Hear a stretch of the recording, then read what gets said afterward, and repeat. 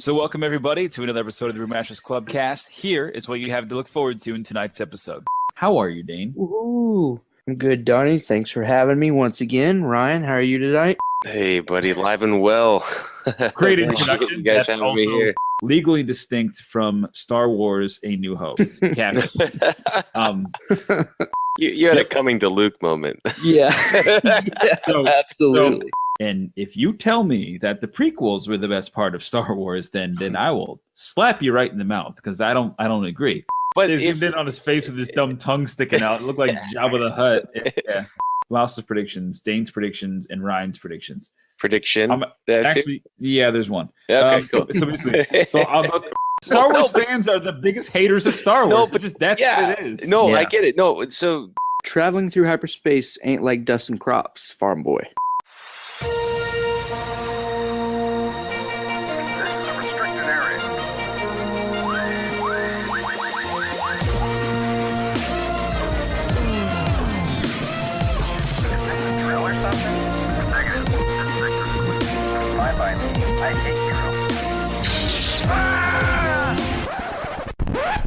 Crazy mother.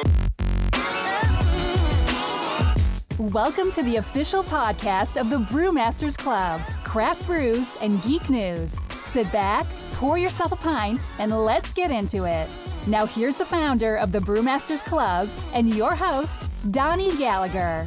Welcome, craft beer fans. My name is Donnie, and you are listening to Craft Brews and Geek News, episode 57. This is the official podcast of the Brewmasters Club. We are here to talk about, of course, craft brews and geek news, national stories, local flavors, and our favorite geeky nuggets of pop culture. I am joined this evening by one Mr. D.T. Mert. How are you, Dane? Ooh. I'm good, Donnie. Thanks for having me once again. Ryan, how are you tonight? Hey, buddy, live and well. Great introduction. You guys having me here. Ryan good evening. Good evening. All right, Dane, take over. I did. I liked it. It was smooth. What's that? So as I mentioned before, we get into a lot of craft beer stories, and we have a cool one tonight to talk about. But first, we always kick it off by talking about some beers that we've tried recently that we're going to try to drink that we really enjoyed. Of course, this is the last podcast of 2017. Boys, drink it in. Can you believe that?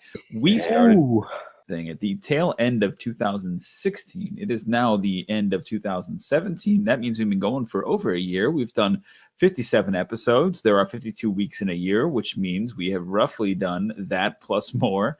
It's a lot of fun. We've had a lot of fun with this. So as the last podcast of the year, we're going to talk about some of the beers that we really loved of 2017.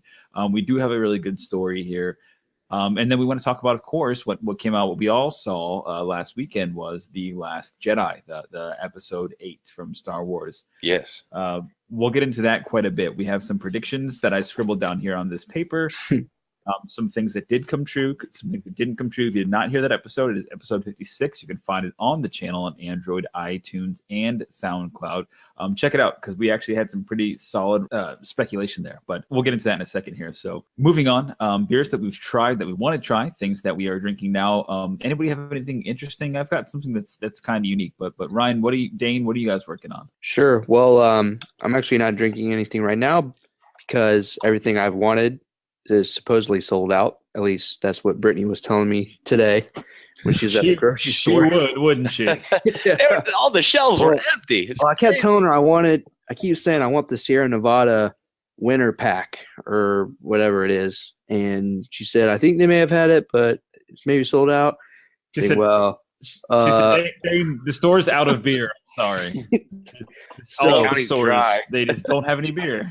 What I will probably do for the Christmas break, I'm going to go buy some Sierra Nevada Celebration and enjoy that, and that's what I'm going to be drinking probably for the next few days. It's a great winter beer, and they are our unofficial sponsor. So shout out to them and good for supporting the cause. No doubt, Mr. Ryan.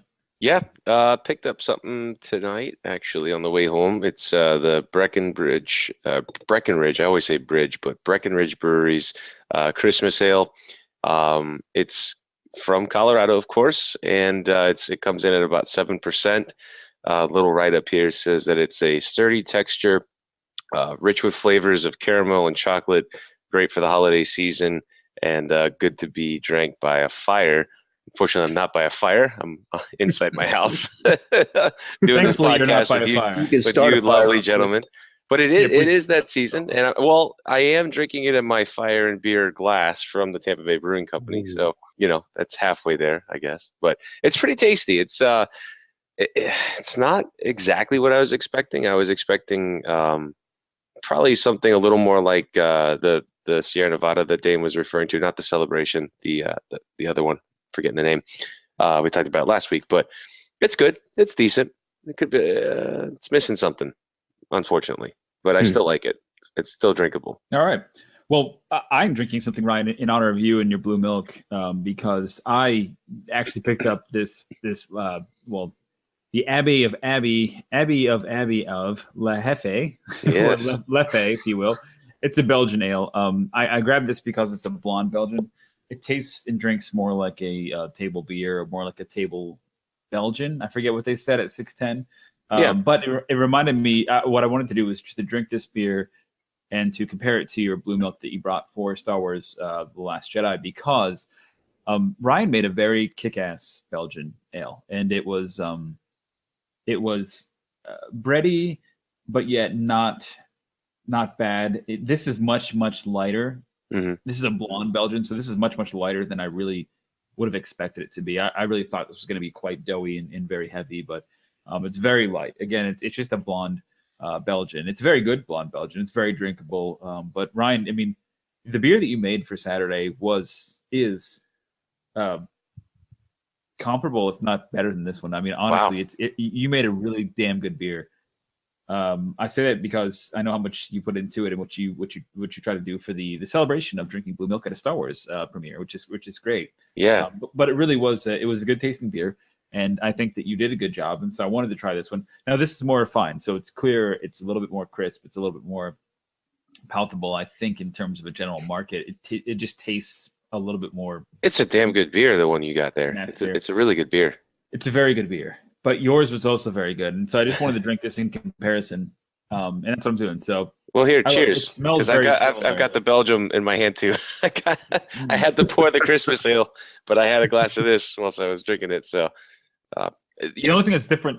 Go ahead. I was gonna say, Crops made a really good point. This beer, I used a high gravity yeast. I typically would not have brewed it with a high gravity Belgium yeast, but at the same time, I did, and Krause made a good point that it needed just a couple more days to kind of curve off like that high sort of, I wouldn't say yeast taste, but what you were picking up there. Yeah, that doughy flavor. Yeah. And it's definitely in the last couple of days kind of calmed down since it's been on CO2 in the kegerator. But so to that point, Krause made a great point.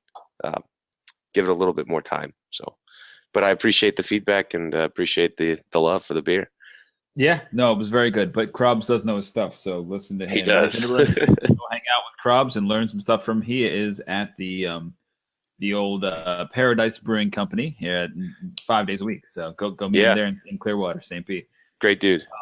Awesome. So I guess the next story that I had here for us, this neat story about an entrepreneur here. It's Christmas time. People are thinking about new ways to how they're going to spend their next few years and whatnot. This dude's been dreaming up this plan for a long time. But Ryan, I thought this was particularly interesting for you to answer, not as a craft brewer, as a home brewer. And I've seen this process too.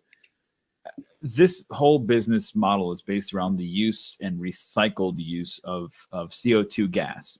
So correct me if I'm wrong, Ryan, but when you brew a beer, you ferment the beer, which creates CO2. Mm-hmm. Then you bottle the beer, which you need CO2 to do. Then or you can the beer, which you also need CO2 to do. You need CO2 in the beer itself to keep the oxygen out of the beer so that the CO2 fills the canister with CO2 and keeps the beer pressurized while the oxygen out of the beer, which then allows the beer to carbonate while it's creating alcohol. So all this stuff requires CO2. How important is carbon dioxide to brewing beer? Well, in the description that you just kind of rolled out there, when we have it in the fermenter, the airlock that I use, obviously on a small 6.5 gallon glass carboy, lets all the CO2 escape to allow for whatever active fermentation is going on at the time. And then, like you said, you bring the CO2 back into it whenever you want to force carb it or put it in, and have it taste just like the beer that we're used to drinking, right? I mean, you crack open a can of Miller Lite or any bottle of beer and it fizzes and, foams up unless it's nitro. And that's what we're used to having as beer. You could, in effect, not put CO2 onto it if you wanted to, and you could drink it, whether it be a cask ale which is also naturally carbonated through its own, emissions of CO2, if you will. But you don't really need to carbonate it unless you want it to be more traditional in the beer that you're used to drinking. So I think, Donnie, what you're alluding to with this, with this business concept, if we're ready to get into that, is, this guy is using the CO2 that's produced in fermentation to help carbonate his beer when he's ready to put it either into a keg or into cans. Is that correct? Well, it's not necessarily his beer. What this guy, this a gentleman named Taylor Woods out of Montana, basically developed. He's a University of Montana Business School alumni that devised a way to capture carbon dioxide emitted from the fermentation process. So while they're actually brewing the beer there, and then clean it, recycle it, and then use it for the process later on for the common brewers. So this is not a thing that he's doing for his own beer. Oh, okay. He's saying, I can set a catch-all over your fermentation process that you can then produce your own CO2 and then cycle it back through the system, and I can insert it into your kegs and bottles as you're packaging or fermenting or what it may be. That's what he developed. I think this is interesting because he can recycle up to 30%. He can save up to 30% of the CO2 costs on a business per year, and it's been proven that he can recycle 100% of the total usage of CO2. Someone from a brewery, say they spend $100,000 on CO2 gas a year, they can knock it down to $70,000, which allows for, new bartender, hostess for your brew pub, whatever it may be. I mean, 30K is a lot for a small brewery. So it's pretty interesting that he can do this. And this is actually rolling out for any brewery that wants to. They've created a payment process that allows breweries to pay off the savings they would have earned. So case in point, they lease the equipment to the brewery. Instead of paying for the CO2, they can recycle their own CO2 and then pay them a monthly fee for leasing the equipment and such. So it's a great model, and I think it's really cool. But I wanted to share it with you because it does a few things. A, as part of the brewing process, I think that's really neat.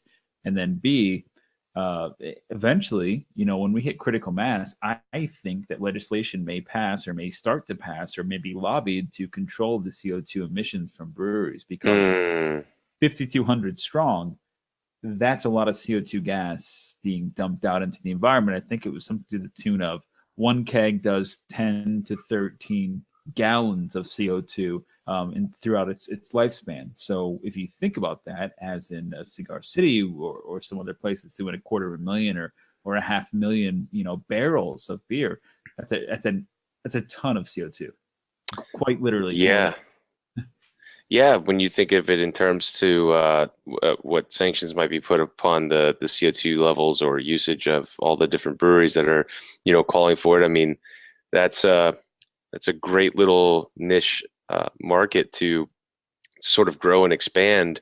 And if there's a way to capture or to decrease the need for a brewery to purchase CO2 by 30%, if you can decrease that, not only do you help the brewery, but you help what you were just talking about with the sanctions, possibly keeping that at bay a little bit, and also finding a natural way to keep the carbonation of the beer and make it more organic, maybe make it more crafty. I don't know. Maybe there's I wouldn't say CO2 would be any different if it comes from the yeast fermenting the beer or getting it naturally through the ground and all that. But I think it's a great little thing just to see if it grows and see what it does, Yeah, from a sustainability prospect.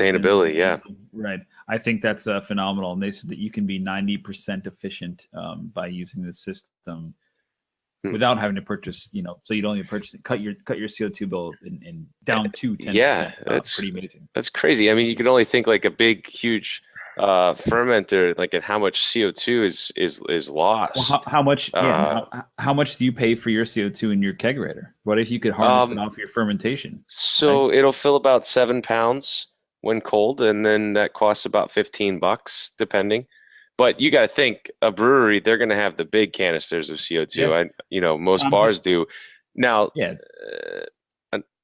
Places though, okay, segue into drinking sodas and stuff. A lot of restaurants use CO2 to keep their sodas carbonated and their beer carbonated on draft. So, tie that into all the different breweries. That's a lot of CO2 being spread. So, like you said, a way to cut down on that or make it more natural, more organic. That's a great thing to develop and make it so that you can get all of that CO2 recycled to help carbonate the beer so that we can have beer that we're used to drinking. Yeah. Well, just imagine like a BJ's Brewhouse that not only serves beer, but serves soda, right? What if you could harness your own CO2 from making your beer and making your and serve it in your restaurants to process your soda and your beer? I mean, that's huge. That's a huge deal. So I don't want to dwell on it, but we could talk about that for hours. It's great, the doors that are opening up with that. I mean, really the thought process behind that. Whoever thought about it, that's a fantastic thing to help with the rest of the world. So yeah, good stuff. So we can go ahead and say that's officially the most heavily supported and best idea of the podcast from 2017. Sure, the last one we'll talk about. That and the Cynic system. So, yeah, that's right. The Cynic system's great, but what if we could use that recycled CO2 in the Cynic system? We care about the environment. We do care about the environment. We also have a lot bigger fish to fry in this podcast because this is the last one of the year, and it is the first one after we saw the Star Wars Last Jedi. We have a lot to talk about. So, boys, we'll just get into it. But before we do, Dane, I'm so sorry you were not here for this, but as we thought about what we were going to do to get ready for The Last Jedi, I surprised the boys. When Nick and Ryan showed up at the house, I had a tabletop RPG ready and waiting for them to play. As they arrived in the house, we had our full podcast in studio setup here. It was the first time I used the microphone, so I do apologize on the crappy audio quality. It will get better, as I hope it is now. We played about an hour and 45 minutes, which is kind of crazy how fast it went. I'm going to cut it up into 3 or 4 where episodes. We never got anywhere. We never got anywhere. Did we even take off? I don't even remember. You'll just have to listen in, Ryan, but I'll definitely cut it up into I'll probably cut it up into 3 different episodes and kind of trickle them out in between our regular episodes. That way people can kind of tune in when they want to and see if it's something they like, and if it's not, whatever, just tell us. But I think it's a lot of fun. Dane, just to catch up to speed, it's basically D&D for dummies. So it's based off a platform called Rysys, if you've ever heard of that.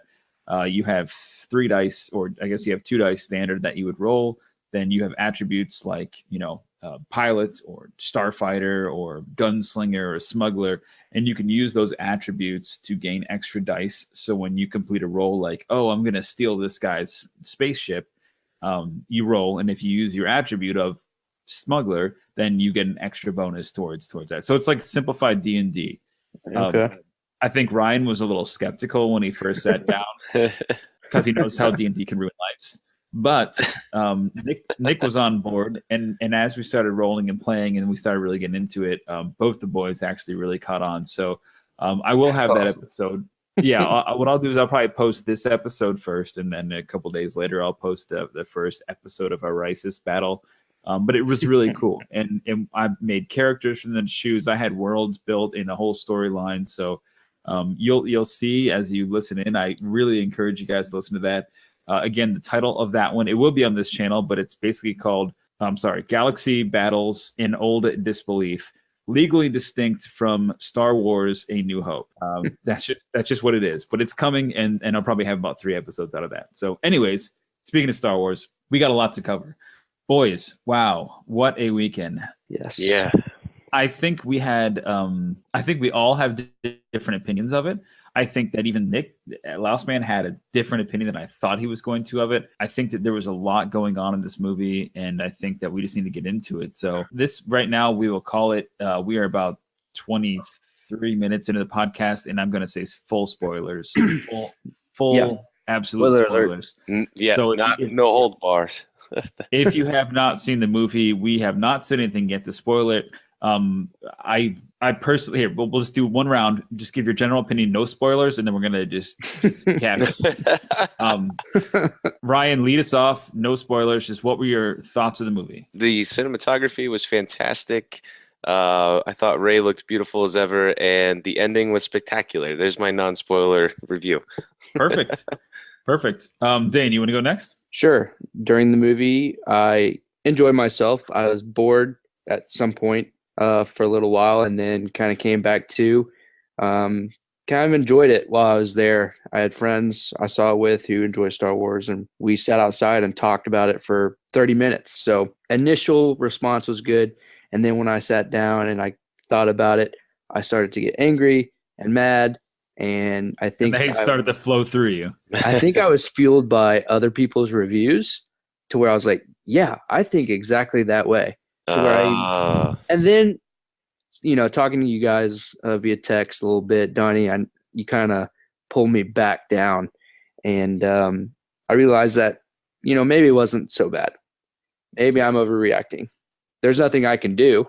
So here I am. I'm kind of coming back around full circle, back to where it began, and I'm okay with it. So you had a coming to Luke moment. Yeah, absolutely. So before we get into spoilers, my piece on it is I really think So the problem is, I think, with fans is that they look, us, first off, Star Wars fans are the biggest critics of Star Wars movies, and they are very loud when they don't like something. So I think that for a Star Wars movie, if you're looking at Rogue One and the prequels and the original and the new trilogy, whatever it may be, this movie was, I think, a 2017 adaptation of a Star Wars movie.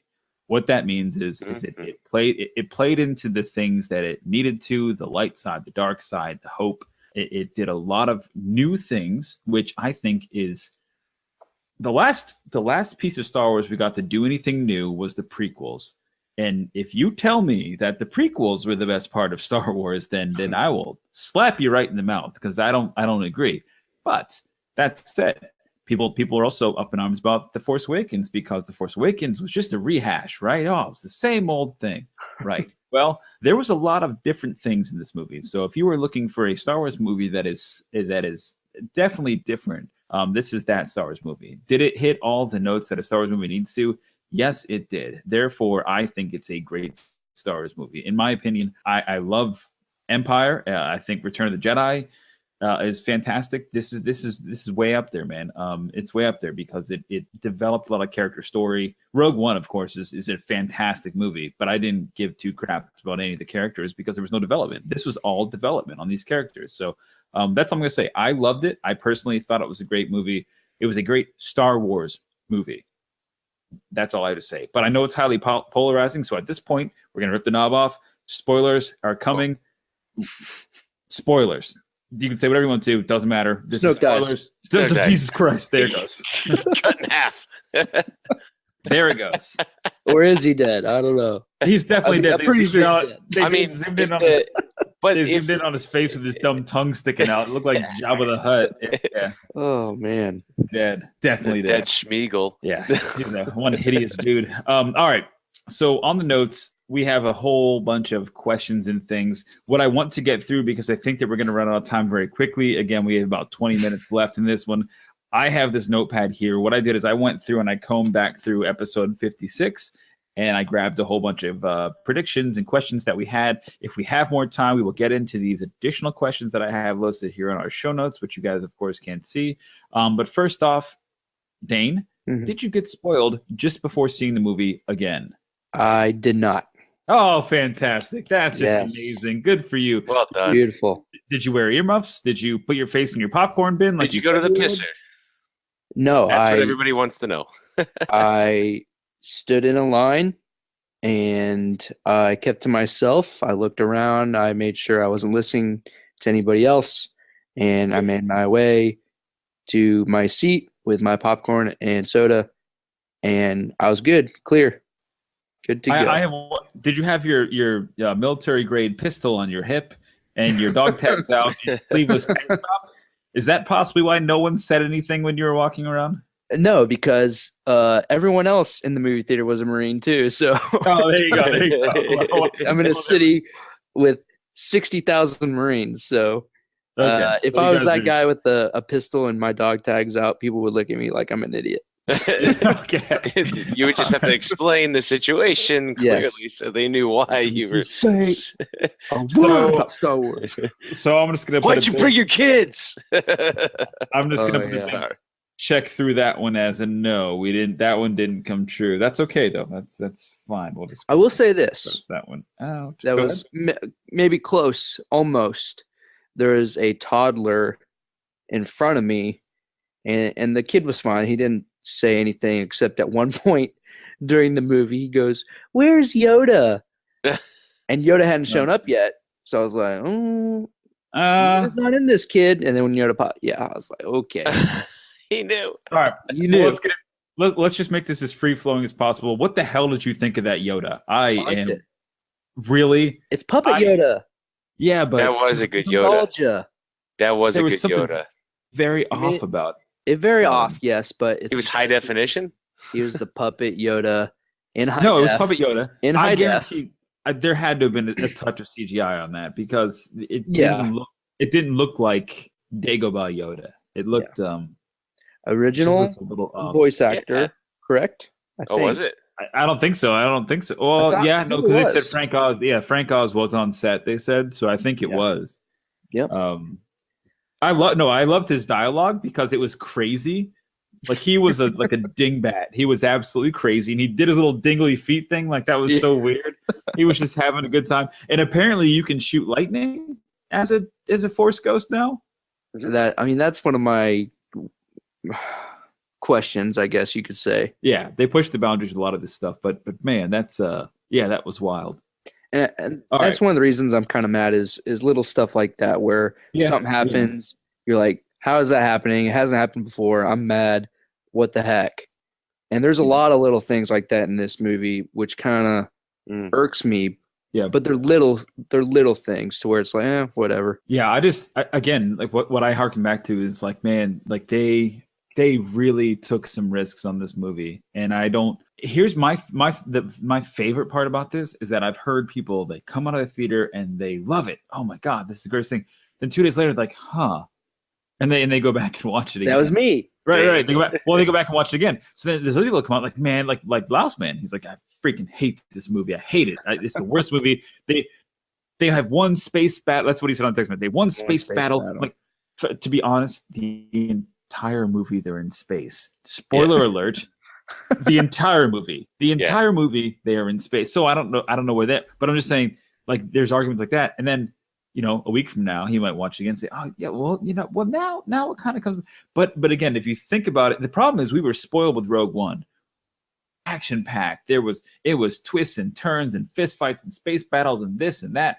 And they were just knocking people down and blowing up crap all the time. It was really very cool. But that is not what Star Wars was about. A New Hope, sure, pretty action-packed, but it was the 70s, man. It's not the same. Exactly. It's not the same movie now, so I don't know. But again, focusing on time, I'm going to go back to this list. I'm going to start off. I have my predictions, Louse's predictions, Dane's predictions, and Ryan's predictions. Prediction. Yeah, there's one. Yeah, okay, cool. So basically, I'm going to run through these real fast, and some of these are the same, but I'm going to run through them as we each said them, and then we can talk about them just briefly, and we'll keep moving along so we can hopefully, get through this quickly. Ryan, we're going to start with you since you had the fewest amount of predictions, but you did have one that was correct. You specifically said it may even come down to Luke versus Kylo, and that happened. As a matter of fact, that was one of my favorite scenes. That was probably my favorite scene in the entire movie because it certainly wasn't that casino scene. That's when you hit me on the shoulder. We're like, you called it. Yeah, you absolutely called it because you said it may come down to Luke versus Kylo. I love that scene. I love that scene even though Luke wasn't actually there, and it was kind of an astral plane situation. Dane, what'd you think about that? I liked it. I mean, when he first came down, I was like, how the hell did he get there? And I saw his face, and I saw his beard was darker, his hair was shorter. I'm like, okay, something's fishy here. Something's not right. Yeah. Something's fishy. And then, he did his thing with Leia, and then he, winked at C-3PO. The thing with Leia was such nice closure, right? Wasn't it? Was like he was like, hey, It was good. Yep. and he specifically said, he's like, I cannot bring Kylo back. I can't bring your boy back, but I'm going to go out there anyways. Yeah. And I liked his very quick interaction with C-3PO, because he's the only one who's ever treated him, I say him loosely there, but he's the only one that treats that droid with any respect. So I really like that. But when they're in the sand, you see Kylo kind of turn his feet, and you see the red. Yep. And then you see Luke turn his feet, and nothing. I'm like, okay, here we go. I get it. I didn't even notice that. That's what I did. That's the second time I watched it. I saw that, and that's why I didn't get that mad, because some people are like, "Oh, it's like a dream sequence, man. It's so stupid." It's like, well, it's not really, because they put several pieces in play that let you know it was not a dream sequence. Like they changed his beard color. He wasn't walking on any kind of grid. Yeah. They never touched lightsabers. They didn't touch lightsabers. So something you had to be like, "Hey, listen, this isn't right." And I caught that immediately, but I kind of thought at first he looked that way because that's the way Kylo saw him last. Yeah. But then he pulled out the blue lightsaber. Then I kind of got confused and was like kind of mad at that scene. But then when I thought about it, it's like, whatever. It's Luke, blue lightsaber. It is what it is. Because they show him with the green lightsaber attacking Kylo. Right, in the stream. Yeah. But that's right. Yeah, that was a great. Well, this sounds like a movie I need to go back and watch again. Yeah. You know what I mean? That's what I'm talking about. And like those little details. That's why I like it. That's why those little it. details. Like my opinion's been the same. I've loved it, but I didn't realize that he had the green lightsaber and then the blue lightsaber the feet turning on the ground. Like that wasn't something that I picked up on. I was too busy focused on what was unraveling in front of me that those little details I missed out on. Mm-hmm. Well, and there's things like the way that Luke tells the story of the Jedi Temple being brought down, and the way that Kylo tells the story. Mm-hmm. And Luke looks very different. And then Kylo tells the story, and Luke looks very different. Like he looks very evil. different. You're right. He looks like he's gonna literally just murder him. So whatever. But okay. Next up is Louse Man. So Louse Man had a couple predictions, of course. He said that Kylo and Rey buddy up and do some stuff together. That's a fact. that actually happened for a moment in time.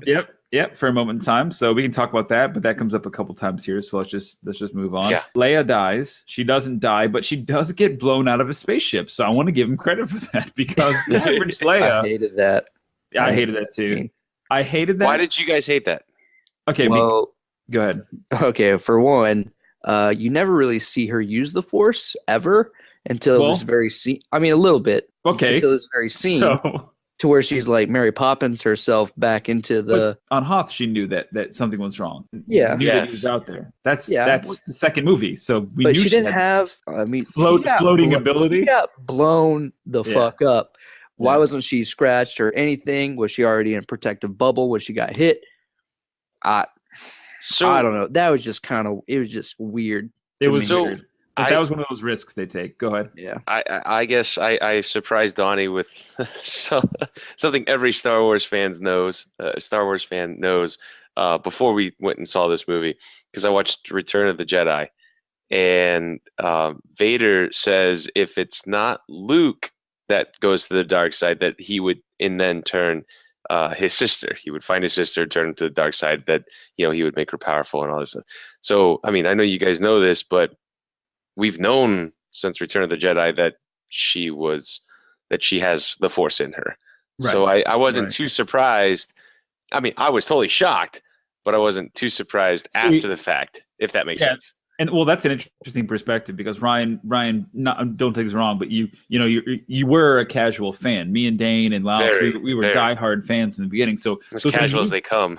Well, it's unusual for us to see her just pick up the Force. But then again, keep in mind what's happening in this whole movie.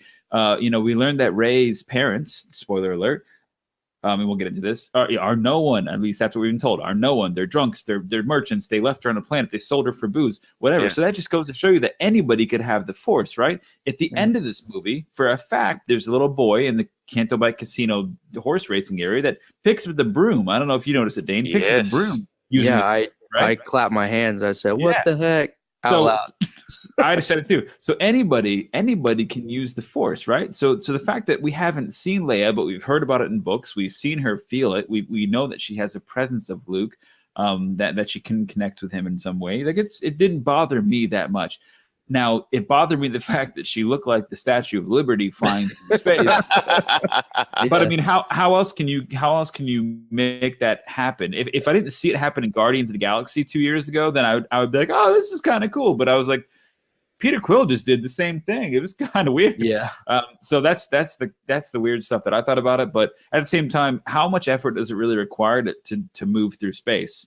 Not a lot, right? Not a lot. Quite a bit.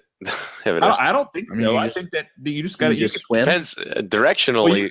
you can use solar radiation to move through space. So really, it would probably require only a small amount of the Force compared to lifting a Jedi or a million boulders off of a smoldering escape hatch, right? Sure. I mean, I think comparatively, it's probably a low impact, but I don't know. You know what I think really pissed fans off about that entire scene What? is how they did Admiral Akbar. Oh, and he just got Yes. brushed aside. So Yes. that's why people are so mad. It's not about her using the My- Force. Frozen calamari ass. My biggest hang up is Admiral Akbar. I'm so mad that they I'm just so mad. He killed got him off. trapped. Yeah, So, I'm mad about I'll that dive too. into this a little bit because I hate all the little subplots that Ryan Johnson tries to throw into this movie. But with what's her name, Laura? Admiral Haldo, Yeah, Admiral Haldo. Laurel Dern. I didn't like her character. She was just thrown in there for no reason. In my opinion, they could have easily just had Admiral Akbar be like, "Yeah, what's up? I got it. I'll take the ship." Yeah, You think You he I'll could be have the gone out with the captain. blaze of glory? Yes, please. Yeah. it would have been very Oh my cool. Yeah, that gosh. would have been very cool. That would have been very, very cool. But yeah, Yeah, You can't- that would have been 2017. Couldn't But- really do that, but in my heart, no, yeah. I think in a heart you could have, but you couldn't have done because there was Poe accusing her of being the traitor, and then them holding Yeah. him up. You could never have done that with Akbar. He just wouldn't have No. done it. He wouldn't have done it, and he was too old to just sneak away and steal a ship and just he couldn't have done it. So and I think that's the biggest issue with this movie and huge Star Wars fans is we all create our own narrative, and when it doesn't happen the way we want it to, we get Mhm. mad. That's we true. cry. You know what, Dane? Yeah, That is that's why probably Star the Wars most fans- profound, thing that I said when we started, Star Wars fans are the biggest haters of Star No, Wars. but That's yeah, what it is. No, I Yeah. get it. No, so playing on to that, I think everybody had this idea of what they wanted to happen, how they wanted to see things unfold, and it didn't happen the way they wanted to happen, or like maybe to me personally, though Snoke died and we were all rooting for that, like I thought he died too quickly. Like I would have rather seen some more stuff with him, to be honest with you, or whatever. But And I think we all do, but I love the fact that it kept us guessing. I love the fact Yeah. that we were on the edge of our seats, and I love the fact that every theory that was out there, it somehow went a different way. That's what I loved about it. now that I can think about it a little bit more and really dive into the story more, is Snoke. He was just that stepping stone to make Kylo that Right. much That bigger of guy. a character. exactly. Which is a step that Vader never took, right? So from Right. here on out, Oh yes. it is not the same as the last one. And one of Dane's first text messages when he got out of the theater was, "Well, that's exactly the same as 5, 6, 7, 8, 9. That's really the same." I'm like, it's not the same. It's very different. I'm like, everything about this story is different. I'm like, this That's whole right. story is different. Force Awakens was a rehash. I get it. You wanted different. You're so pissed that it was the same. Yeah, It's different, and now you're still pissed. yeah. And Donnie, Donnie's gonna end up going down the list to mine where I wanted Kylo and Rey to get together, make this new order, get rid of the First Order, get rid of the Jedi, create this new thing. And when it was getting ready to happen, I'm like, here we go. Here And we it go. didn't, and then it just went, pfft. Nope. Yeah. Well, but going back to what Donnie just said too, Vader did ultimately do what Kylo did, but it killed him, and that's why he could never do it to become more powerful than he already was in that supreme sense. Whereas Kylo wasn't in a position to lose his life, took out Snoke. Now he's the supreme leader, and now there's more of a story. So Dane, if it would have gone the way that you wanted it to go, the story ends. Like who's the evil out there. Now it's still Kylo in that sense. I mean, that's exactly right. He's probably still more to be that? feared, and they still have the First Order. So, not necessarily. Holy shit! Am I a Star Wars fan now? Wow, what the Yes, fuck? you are. No, you became one when you watched the Empire Strikes Back or whatever you watched that turned you to the Star Wars side. No, what I'm saying is that, like, all right, whatever. We don't have to get into it, but Kylo, he wanted to be he told Rey, he's just like Vader said. He said to Rey, just like Vader said to Luke, he said, listen, you and me, we can rule the galaxy and we can kill the Empire and we can be this. He never achieved that. Kylo achieved it, looked for Rey, and she was already gone. Yeah. So now he's the supreme leader. So whatever. All right, keep going. I won't say typical woman because I don't want to offend anybody. We are still on Laos Man. Okay. Keep it going. Got to keep it going. So Laos Man's other quote said, back when he's on the island of rocks, he said that Luke is just on the island drinking a bunch of beers. He did drink out of the nipple of that thing, the green milk. Oh yeah. I don't know if that qualifies as beers, but I'm giving that to Laos. Green milk coming 2020. There it is. There it is. Or All 19, right. 19. Yeah, well, 19 solo, 20 will be the next one. But fair enough. no, it might be 19. You're right. 18 solo. What am I talking about? Jeez. Yeah. All right, oh anyways, my gosh. so we're moving on to my predictions, which I have a lot fewer than Dane did.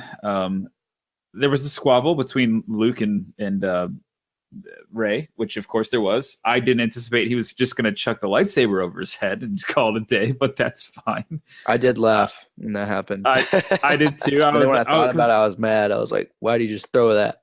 But yeah, I did laugh. Yeah, and again, the Yoda scene made that all make more sense to me, because he was like, "Listen, you're just same old Luke. Like, you're worried about the future. You have no idea what's in front of you."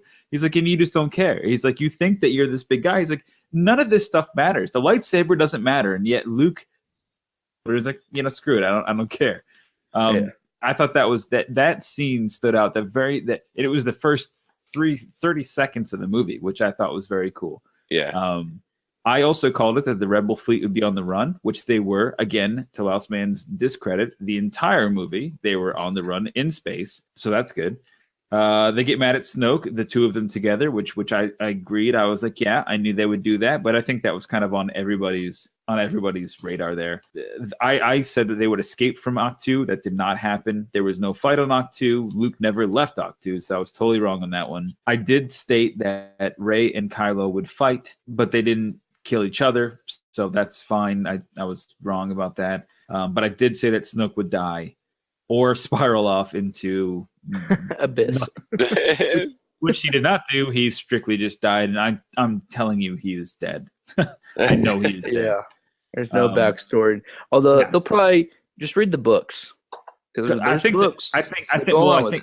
also 6 months from now, imagine the next two books that come out. One of them is going to be Snoke's backstory, right? It tells everything about Snoke. I mean, that's what it will be, because Snoke's card was played. He was set up to be this emperor. He was plucked out, from the story. And so I think that's going to happen, and we'll learn that. Whatever. Yeah, way too comfortable though. He didn't have a Jedi or even like a Sith robe, like he had, which I've read. He's not Sith. Well, he looked like Hugh Hefner. Bastard. I thought he was the first Jedi.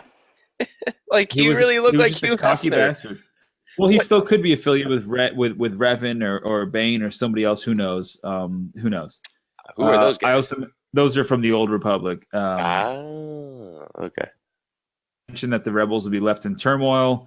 Doesn't take rocket science to figure out that would have happened. I ain't no rock scientist. I ain't no rocket surgeon. Surgeon. So we found out who Rey's parents are. I did say that we would find out who Rey's parents are. For my argument, we found out, and they're nobody. So. Nobody. Yep.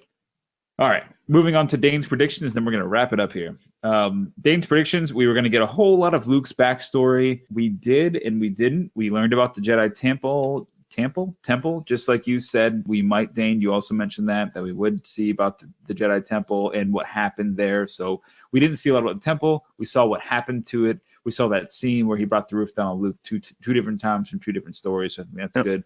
Oh, we didn't. Wait, real quick. That's a really big point in the entire movie, is the Force in general. Like, if I'm not mistaken, if I remember correctly, it burned. Everything is gone, correct? For Oh, like the that's old true. books. Yeah, well, That's we'll get into huge. the books. The books she Ray showed. took 'em. Ray took the books in the last scene. Oh, I didn't see that. In the Falcon. In one of the capsules of the Falcon, she had the book stashed away. Oh. Even Yoda said that. Oh, we'll burn the books. Yeah, burn books we will. And whatever it was, she still had the books. So I don't know if Yoda really knew, but Luke thought they were gone. So whatever. Okay. Dane, you suggested that we were going to get some of Luke's travels. We really didn't. Again, he didn't leave that planet. The entire story, He never left that planet. I thought he was going to pull that X-wing out of the water and fly off. I was hoping for it. It never happened. You mentioned that Kylo doesn't shoot Leia, someone else does to kill her, which actually 100% happened. He didn't shoot it. His backup soldiers shot the thing and blew her up. She didn't die, but whatever. Turned ties on Snoke. Yes, they both did turn ties on Snoke. And Kylo going against Snoke as a team up. You were absolutely right. They did. We will not know until the third movie what Snoke is or what the value was there or what the outcome is of this, which, again, you're right, Dane. Was Rey pushed into the water? Remember that conversation? That was from like 3 episodes ago. Yes, she was. Somehow she was pushed into the water. Don't know. It didn't look like it was Luke, but Dane, you were right. I remember that from the first conversation we had about the Last Jedi. You're like, oh, she was definitely pushed. I'm like, how was she pushed? There's no way she was pushed. Just regular people using the Force, which is what your end point was, is that the Force is bigger. There's a gray, there's a dark, there's a light, whatever. But just that anybody regular can use the Force. That was on your list. Jedi don't own the Force. That's right. And that's what you said. And you were absolutely right. So good on you. Ooh. And then you also said that there was always bad in Kylo. There was always good or always bad, but there's definitely always one or the other. I think what it looks like is that there was always bad in Kylo, and I think that was nurtured from a young age, which is what they kind of told us, and then he expanded upon. Or did Luke perpetuate Those were our it? predictions, boys. I think it was because his parents were kind of bad parenting. And that's what I said. I said bad parenting. But you said, well, he's just, he had a little bad in him. And I think, Ryan, to just what you just said right there, Luke failed him. I mean, Luke absolutely failed him. And Luke realized that. But that's what this movie was all about, was about failure, right? And Yoda mentioned that a bunch of times, and Luke mentioned that a bunch of times, his own hubris. I mean, they mentioned that it was about failure, and that's what made this movie so good. That's why I liked it so much, is because the second movie in the trilogy needs to be about failure. They need to fail before they can rise from the ashes, and that's what they're about to do in the third one. There's like 23 rebellion forces left. There's and a bunch of foxes, but besides that, there's like literally no one else left. So, ice foxes. So now they've got a little kid with a broom, looking like Luke Skywalker, telling his story of his legend. I mean, they're going to pick up episode 9 5 years from now. Rey's trained. They have 1,000 people in their army. I mean, that's where I see this going. One last thing. People have been pissed because whether Luke dies or not, like he maybe supposedly gives himself up. What are your theories behind, what we saw with Luke disappearing at the end of the film without really actually being killed or anything like that? What are your thoughts? And does he make a presence in the next episode? What are your thoughts behind that? Yes, Obi-Wan Kenobi. Right. Same thing. Yeah, you can take it first, Dane, but go ahead. So, Return of the Jedi, Obi-Wan's fighting Darth Vader. He looks over at Luke. Darth Vader swipes at him. He disappears out of his cloak. I think the same exact thing happens to Luke Skywalker in this movie. He becomes one with the Force, peace with the Force, whatever you want to call it, and his life is good. He's done. He's good to go. So he just disappears. Yoda did the same thing. He drifted off into sleep, and his clothes were there, and he just became one with the Force. And see, what I think with Luke, to answer your question specifically, and this is what I'm kind of torn on, because I don't know if it's this or if it's the opposite way. Luke went there from a projection of his own self, which, if you remember when Yoda was talking to Luke where the thing was burning down, that green aura kind of went away. He was literally physically there. When Rey and Kylo touched hands, they literally physically touched. So I think there's a new Force something that's allowing them to cross into an actual plane. He handed those gold dice to Leia, and she held them in her hand. Now they faded away. That's fine.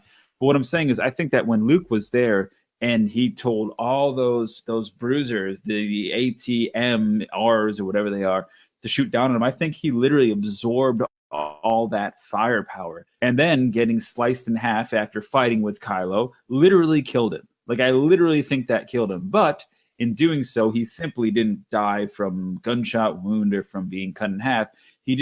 His body went into the Force, and he will definitely come back in full force, no pun intended, to be a part of the next movie alongside Obi-Wan and Yoda and whoever else. Hayden Christensen, for Pete's sake. Yeah. So looking at what you just said and taking into account Obi-Wan and I'm going to get really deep here just a second.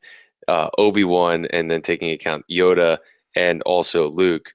And maybe I'm wrong, but they almost have that look of peace upon them. Yeah. Where they lose all fear and then they disappear. Sorry, I just hit my headset here. So could it be that when a Jedi loses all fear, they disappear?